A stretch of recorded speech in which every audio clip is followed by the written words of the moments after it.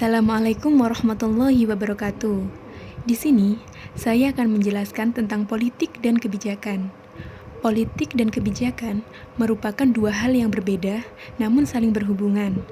Dan pernahkah Anda berpikir, sebenarnya politik yang mempengaruhi kebijakan atau kebijakan yang mempengaruhi politik? Mari kita bahas bersama-sama. Hal-hal yang menjadi pengukur kualitas kebijakan ada 12. Yang pertama, validitas, kesesuaian dengan kondisi yang sebenarnya. 2.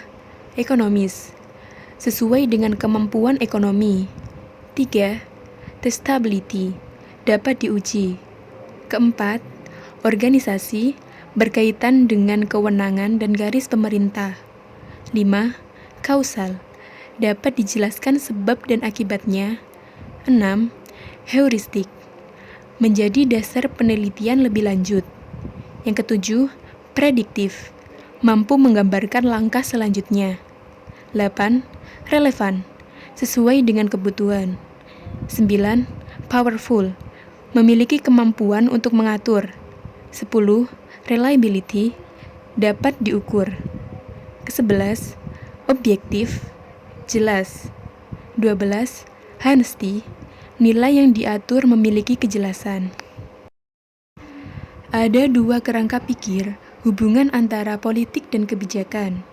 Yang pertama, policy stage, yaitu teori kausalitas kebijakan yang menggambarkan tahapan-tahapan tertentu. Yang kedua, typology, yang memisahkan nilai dan realitas dalam ranah politik. Pertama-tama, kita akan membahas tentang policy stage. Causal teori dari policy stage yang pertama adalah teori yang mengacu pada linearitas dari setiap kegiatan kebijakan. Yang kedua, dimulai dari isu, pembahasan, perumusan kebijakan, pelaksanaan, dan evaluasi.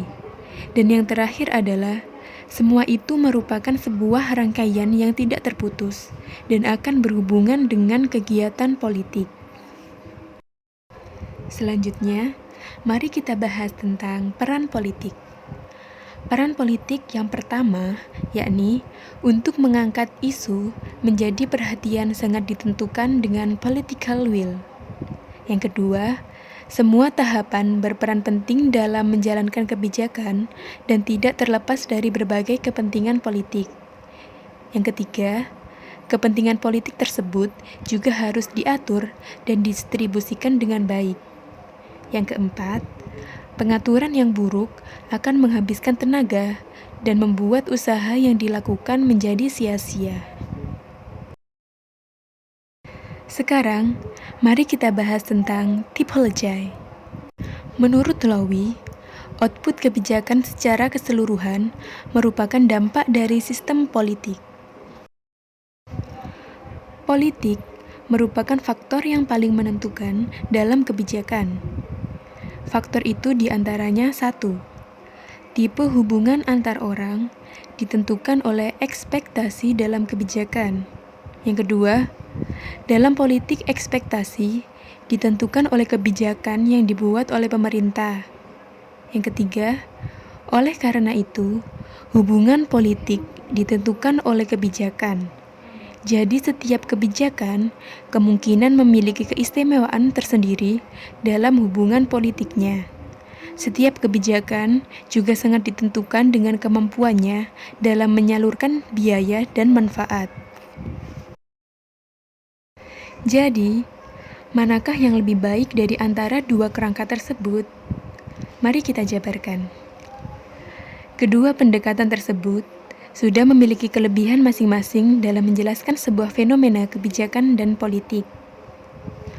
Kondisi sekarang ini masih banyak sekali kemerdekaan yang sebatas pada causal theory dalam kebijakan dan politik. Pemahaman akan typological masih susah untuk dipahami bagi pembuat kebijakan dalam memisahkan nilai dan realita dalam politik. Pada akhirnya, kebijakan adalah produk dari sistem dan kegiatan politik. Penentu kebijakan tidak akan lepas dari politik. kualitas kebijakan sangat ditentukan oleh kualitas sistem politik.